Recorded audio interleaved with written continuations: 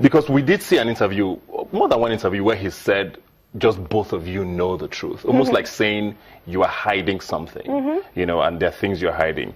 At what point are you going to speak up on that particular aspect of his assertions, saying that, okay, maybe there's something you're hiding?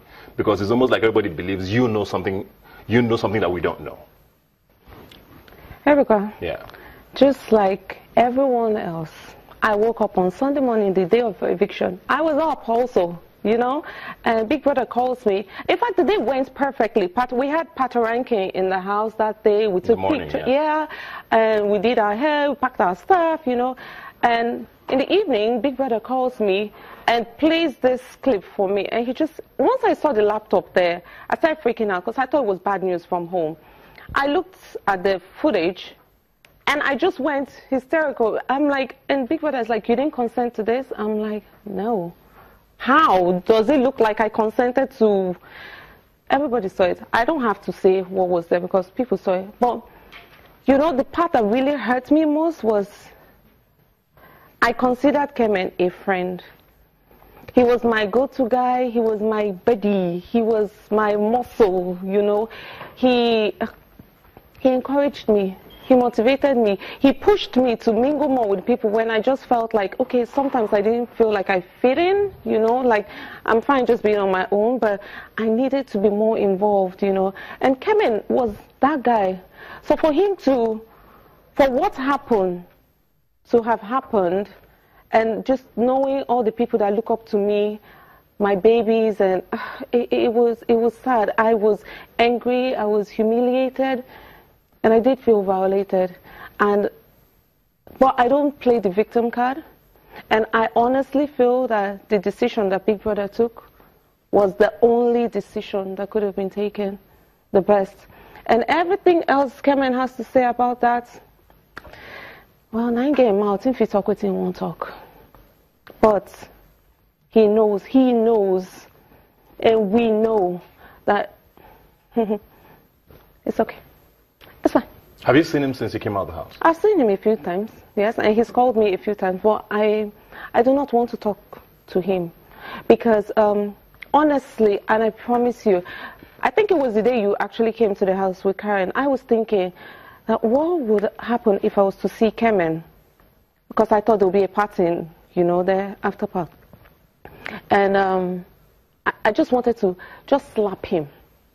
I think I even said that. But then I came out and I thought, you know what?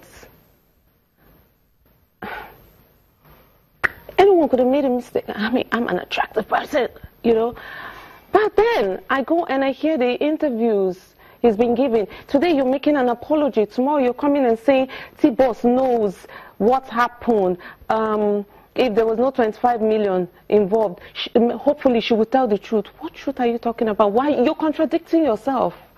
You're saying sorry, and then you're calling me, like he has called me over 10, 15, 20 times even. You know, I don't want to speak to him. He's tried to talk to me at the... I'm not ready. Okay. Because if I fair enough. talk... That's a very fair point. If I talk, I will say the wrong thing. I want to calm down. And it's not easy calming down. Okay, so you're not saying, it's not like you're saying the talk won't happen. You probably will have to get to the point where you're ready. Yes, that's just it. I'm just not ready yet. I'm just not ready. We'll get there. Fair enough. Fair enough. I just wanted to be sure of that because I remember the last time, like you said, when I did ask you about it, and you were completely. It was like a shut door with regards to the conversation. So I'm glad that we're getting somewhere. And I remember the comments you told me after that. This was not on air. Let's be clear. What about AY? How do you feel about AY?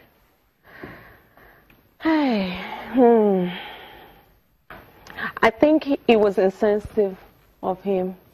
It was very insensitive because, like I say, I have a lot to say, and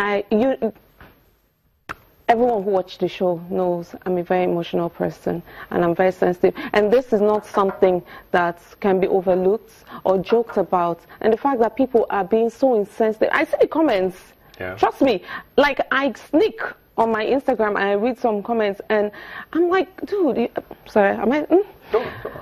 You're a female. this could have happened to you. This probably has happened to you.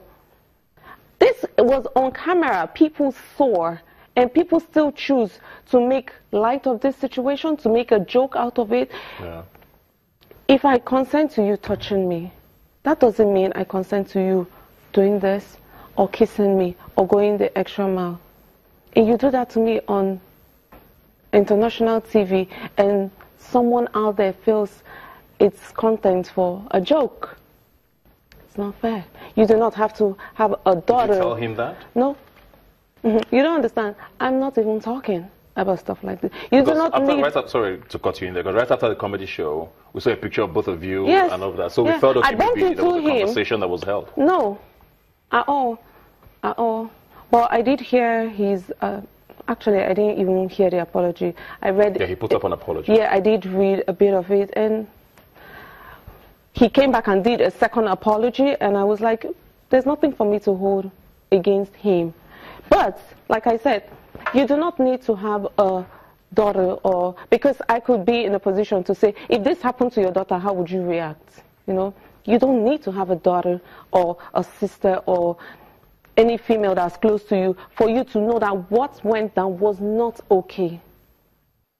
And you just made a mockery of it. You made a mockery of my emotions and my pain, and that was insensitive. That's all I'm saying. Okay.